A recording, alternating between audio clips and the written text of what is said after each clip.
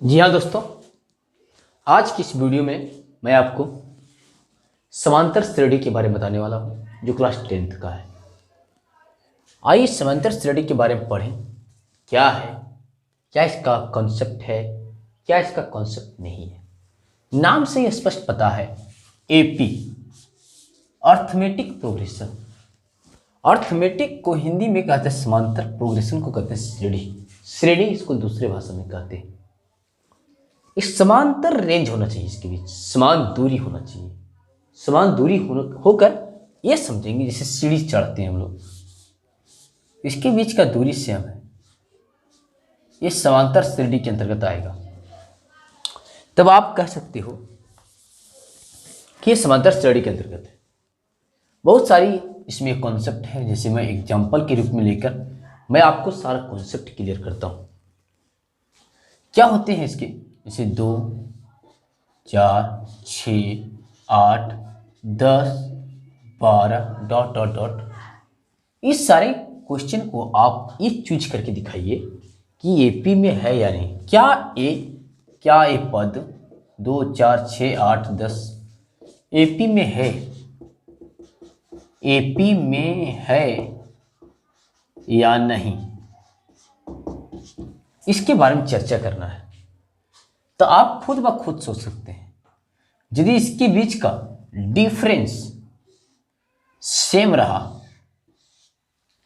तो हम समझेंगे कि क्वेश्चन एपी में है, तब इसके आगे क्रिया भी होगी, और नहीं है तो आगे की क्रिया नहीं होगी। जैसे डी का मतलब होता है डिफरेंस, अंतर, सार्वअंतर। इसका क्या फॉर्मूला बनता है, अगला पद माइनस पिछला पद। ये पद A1 कहलाता है, ये पद A2 कहलाता है, ये पद A3, A4, A5, A6 dot dot dot ये N तक भी जाता है, जो कि अंतिम पद कहलाता है। इसको दूसरे लैंग्वेज में L भी कहते हैं, लास्ट टर्म। अब बताइए A2 का टर्म तो 4 है और A1 का टर्म 2 है, खत्म हो। इसके बीच का अंतर 2 था, खत्म हो गया। अब देखेंगे दूसरा बार चेक करने का, ये जांच करने का नियम है कि एपी में है या नहीं। इसको जांच करने के लिए इससे किया जा रहा है जांच। फिर देखेंगे A3 में A2 घटा कर रखेंगे, अगला पद माइनस जस्ट पिछला पद में हम चेक करके देखेंगे कि सबका डिस्टेंस बराबर है। यदि तो हम ऑलरेडी कह सकते हैं कि एपी में है। जैसे 6 और A2 का पद 4, बताइए 6 में 4 कितना जाएगा, 2 सेम आ रहा है।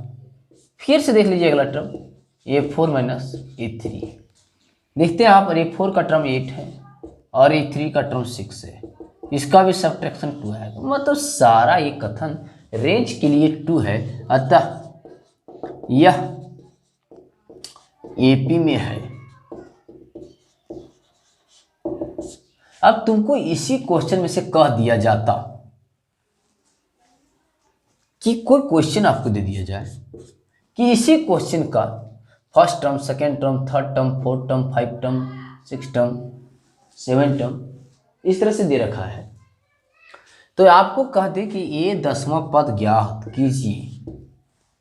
तो दोस्तों ध्यान रखिएगा, इसके लिए 2 काम होते हैं। ये प्लस फॉर्मूला होता है 9D, एक कम डी होता है, क्योंकि फॉर्मूला जो होता है, बेसिक जो फॉर्मूला होता है वो होता है AN बराबर A plus AN minus 1 into D. जब आप AN का वैल्यू 10 पुट करते हैं तो यहाँ पर 10 पुट कर दीजिए, तो A प्लस 10 में 1 घटेगा तो D कितना D बचेगा, A प्लस 9D। अब फॉर्मूला जो आ रहा है, जितना भी टर्म लेंगे उससे एक कम D करके फॉर्मूला बन जाएगा। जैसे एक बात कहेंगे तो ये 3 का फॉर्मूला क्या बन जाएगा दोस्तों, A प्लस एक कम D कितना 2D। सपोज कहेंगे ये 5 बराबर, तो क्या हो जाएगा दोस्तों, A प्लस 4D। क्यों, एक कम D देख रहे हैं फॉर्मूला से। मेन फॉर्मूला ये है कि अंतिम पद बराबर होता है A plus N minus 1 into D. ये आपका अंतिम पद का फॉर्मूला है। या एपी पढ़ा रहे हैं, इसका लॉजिक कुछ कुछ समझते जाइए। इसका एक फॉर्मूला हुआ, डी निकालने का फॉर्मूला क्या हुआ, ये अगला पद माइनस पिछला पद, अगला पद माइनस पिछला पद। इससे हम जांच भी कर रहे हैं और जांच करने के बाद हम इसको चेक कर रहे हैं कि एपी में है।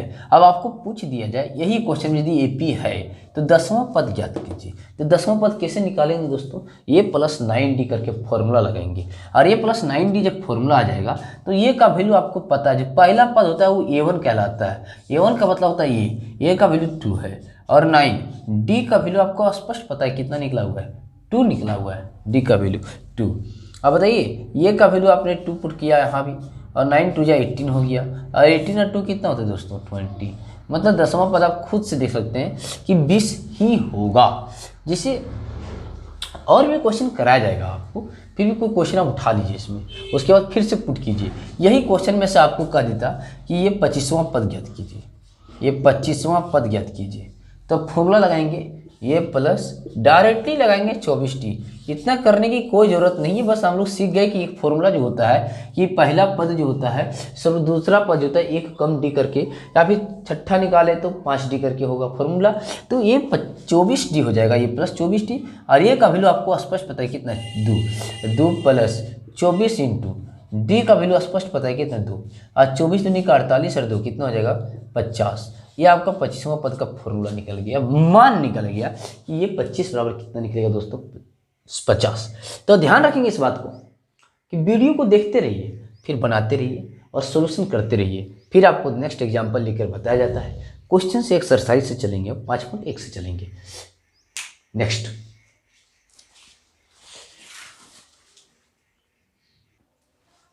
अब आप क्वेश्चन देखेंगे दोस्तों, उस एपी के प्रथम 4 पद लिखें जिसका प्रथम पद ए और सार्वंतर डी दिया है। तो देखेंगे कि पहला क्वेश्चन दिया है ए बराबर 1, प्रथम पद दे रखा है, सार्वंतर डी बराबर 1 दे रखा है। हम सॉल्यूशन करेंगे क्वेश्चन नंबर फर्स्ट, क्वेश्चन करेंगे फर्स्ट क्या दे रखा है ए बराबर 1 और डी बराबर 1। इस टाइप का क्वेश्चन में से आपको बोल रहा है कि प्रथम पद ये और सर्वोत्तर डी दिया है तो प्रथम 4 पद लिखें। तो प्रथम 4 पद कहने का मतलब प्रथम 4 पद कहने का मतलब क्या होता है, a1 निकालिए आप शुरू से, a2 फिर a3 फिर a4, यही 4 पद निकालना है। तो a1 का वैल्यू होता है ये का वैल्यू कितना है 1, आंसर हो गया। a2 का फॉर्मूला आता है a प्लस 1d और a का वैल्यू 1 है और 1 मतलब और d का मतलब फिर 1, 1 का 1 और 1 कितना हो जाएगा 2। ये 3 का मतलब a प्लस 2d, फॉर्मूला होता है a का प्लस 1 और 2, d का वैल्यू कितना 1 और 2 1 का 2 और 1 कितना होता है 3, ये प्लस 3d हो जाएगा दोस्तों। और जैसे ही 3d हुआ a का वैल्यू 1 और 3d का वैल्यू कितना है 1, 3 1 जा 3 और 1 कितना हो जाएगा 4। बहुत ही आसान है, उस चीज़ को आप बारीकी से देखेंगे, बारीकी से समझेंगे, आप आराम से बना लेंगे। जैसे क्वेश्चन नंबर 2 है कि a का वैल्यू 3 है और d का वैल्यू कितना है 0। आपने जैसे इस चीज़ को करा आपका सोल्यूशन बन के क्या आएगा, आपको प्रथम 4 पद पूछा है तो 4 पद मतलब a1 पहले निकालेंगे और a1 का फॉर्मूला था ये और a का वैल्यू कितना है 3। a2 का फॉर्मूला क्या होता है a प्लस d और a का वैल्यू 3 है और d का वैल्यू 0, तो मतलब इसका वैल्यू कितना होगा समथिंग आप 0 से ऐड करेंगे उसका वैल्यू क्या आएगा, कोई चेंजिंग तो नहीं होता है। दूसरा ये 3 का वैल्यू क्या है a प्लस 2d, एक कम डी लगाना है, फॉर्मूला को याद रखना हम लोग को, और एक कम डी जैसे 3 आएगा और 2 इंटू डी का वैल्यू कितना है 0 और 2 इंटू 0 डी क्या हो जाएगा 0 0 3 से ऐड करेंगे कितना आएगा 3, इसका भी वैल्यू ठीक है। और ये 4 अंतिम जो निकालना है ए प्लस क्या होता है 3d, और जैसे ही 3d आएगा आपने समझा कि ए का वैल्यू 3 है और डी का वैल्यू 3 इंटू 0, ये तो मल्टीप्लाई 0 से हो जाएगा तो 0 हो जाएगा और 0 का जब 3 से ऐड करेंगे तो कितना आ जाएगा 3। ध्यान रखेंगे दोस्तों। तीसरा क्वेश्चन ये है आपका a बराबर 10 और d बराबर 10, मतलब प्रथम पद बराबर 10 है और d का मतलब ही कितना है 10 है। आप निकालना इसको चाहते हैं सोल्यूशन करके, तो प्रथम पद a1 का मतलब a और a का मतलब कितना 10, a2 का मतलब कितना बाबू a प्लस 1d और a प्लस 1d मतलब a का वैल्यू 10 है और 1 और d का वैल्यू कितना है 10 और 10 1 का 10 और 10 कितना हो जाएगा 20। ये 3 का वैल्यू कितना है a प्लस 1 कम d कितना d 2d और a का वैल्यू कितना है 10 और d का वैल्यू कितना है 10, दूध है 20 और 10 कितना होता है 30, टोटल हो गया। a का 4 बराबर a प्लस 3d और ए का वैल्यू 10 है और 3 इंटू डी का वैल्यू 10 है। 10 या 30 और 10 कितना हो जाएगा 40। ये आपका फाइनली जो है सो निकल के आंसर। इस प्रकार से अब ऑब्वियसली सी बात है कि आप आराम से इसको पढ़ लिख के निकाल सकते हैं। चौथा नंबर ऐसे क्वेश्चन है, मैं इसको तब तक मिटा देता हूँ।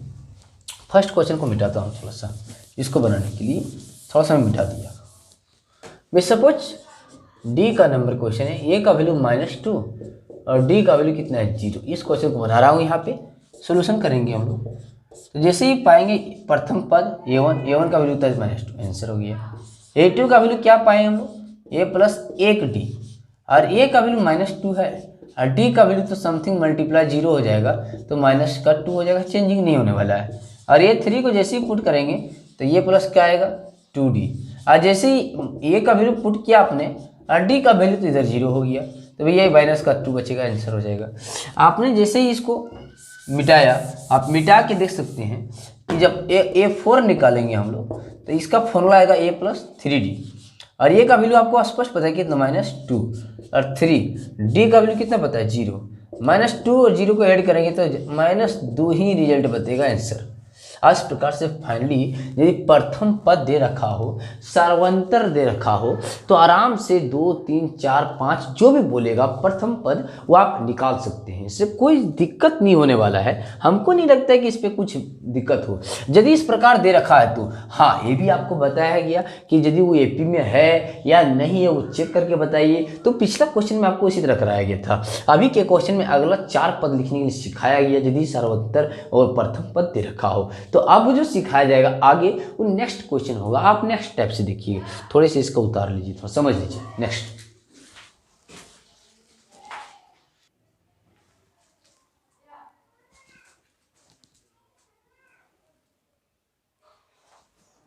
ध्यान देंगे दोस्तों। क्वेश्चन है कि एक एपी में 50 पद है जिसका तीसरा पद 12 तथा अंतिम पद 106 है, तो 29वां पद ज्ञात करें। एक क्वेश्चन अलग है, फिर ये क्वेश्चन अलग है। थोड़ा सा इंक चेंज करते हैं। तो यह अलग होने से क्या होगा, हम सिर्फ कॉन्सेप्ट समझेंगे। क्वेश्चन नंबर 3 का सोल्यूशन देखेंगे। एपी में 50 पद है, टोटल 50 पद है, ये 50 और अंतिम पद 106 है तथा, तो इसको फॉर्मूला में चेंज करेंगे बाबू। ए प्लस 49d बराबर कितना 106। उसमें से पहले बोल दिया कि तीसरा पद 12 है, तो ये 3 बराबर 12। इसको दूसरे रूप में चेंज करेंगे तो a प्लस 2d बराबर 12। अब इसको सब्ट्रैक्ट कर दीजिए, कोई दिक्कत नहीं, घटा दीजिए, चाहे तो सॉल्व कर दीजिए। समीकरण 1 और 2 को हल करने पर, समीकरण 1 और 2 को हल करने पर ये प्लस 2d बराबर 12 और ये प्लस 49d बराबर 106। माइनस लगा देंगे अल्टरनेट से। 49d में 47d बचेगा माइनस करके, और इस 106 में तो बचेगा तो -94 बचेगा। माइनस का माइनस खत्म हो जाएगा, और 47 दूनी का 94 वो भी खत्म हो जाएगा। तो d का वैल्यू आपका 2 बचा। d का मान समीकरण 1 में रख दो। d का मान समीकरण 1 में रखने पर क्या हो जाएगा भाई, ये प्लस 2, d का वैल्यू 2 बराबर का 12 और ये प्लस 4 बराबर का 12 और ये बराबर कितना बचेगा 8। आपको यदि ये और 2 पता है, ये और d पता है, तो आपको जो पूछा क्वेश्चन 29वां पद ज्ञात कीजिए। 29वां पद ज्ञात कीजिए। ये 29 बराबर वाट, फॉर्मूला क्या बनेगा, ये प्लस 28d और ये का वैल्यू कितना है बाबू 8, 8 लगाइए, और 29 d का वैल्यू कितना बाबू 2 लगाइए, और 29 दूनी का कितना हो जाएगा 58 और प्लस का 8, 8 8 16, 5 और 1 6, 66 आंसर हो जाएगा। कोई डॉट प्रॉब्लम बोल सकते हैं इसमें, कहीं डॉट नहीं होगा, मेरी पूरी गारंटी है। आप सिर्फ तीसरा पद दे रखा है, अंतिम पद 106, तो अंतिम पद 50 को टर्म है तो अंतिम पद 50 ही है, 50 पद भी दे रखा है 106, तो आप 29वां पद ज्ञात करना है। आप आराम से निकाल लिए, उसमें कोई दिक्कत नहीं। जैसा जो वैल्यू दिया है आप वैसा वैल्यू को पुट कीजिए और आराम से वैल्यू को निकालते रहिए, कहीं दिक्कत नहीं होने वाला है। आराम से इस क्वेश्चन को सॉल्व करेंगे, तब तक स्क्रीनशॉट ले लीजिए। आप ध्यान देंगे दोस्तों। क्वेश्चन नंबर 4 है कि यदि किसी एपी के चौथे और 8वें पदों का योग, चौथे और 8वें पदों का योग, योग मतलब प्लस करना है, बराबर कितना है 24। दूसरी बात यह है, इक्वेशन ले लो, छठे तथा 10वें इस पदों का योग कितना है 44। समीकरण 2 ले लो। आप इसको ना सॉल्व करो ना, ये प्लस कितना डी हो जाएगा 3d, और ये प्लस कितना हो जाएगा 7d, बराबर कितना हो जाएगा 24। अब इसके रिस्पेक्ट में आप क्या करो, ये और ये कितना हो जाएगा 2, ये 3d और 7d कितना हो जाएगा 10d, बराबर कितना हो जाएगा 24। इक्वेशन 3 मान लो। ये 6 को क्या लिखेंगे, ये प्लस 5d, ये 10 को क्या लिखेंगे, ये प्लस 9d। जब ये समीकरण बन के आएगा तो और ये 2e और 5 और 9 14d, बराबर कितना 44। इक्वेशन 4 ले लो। यानी देंगे समीकरण 3 और 4 को हल करने पर, और 4 से देखिए प्लस माइनस का चिन्ह लगा दीजिए, प्लस का माइनस, प्लस का माइनस, प्लस का माइनस, दो ये दो बराबर है। 10 में 14 जाएगा तो माइनस 4d बचेगा। 24 में 44 तो माइनस 20 कैंसिल हो गया, और 4 5 का 20 हो गया। डी बराबर कितना आ गया 5। यही डी से आप किसी समीकरण 3 चाहे तो 4 में पुट कीजिए। डी का मान समीकरण 5 1 में रखने पर, चाहे तो 3 में रखने पर, डी का मान समीकरण 3 में रखने पर,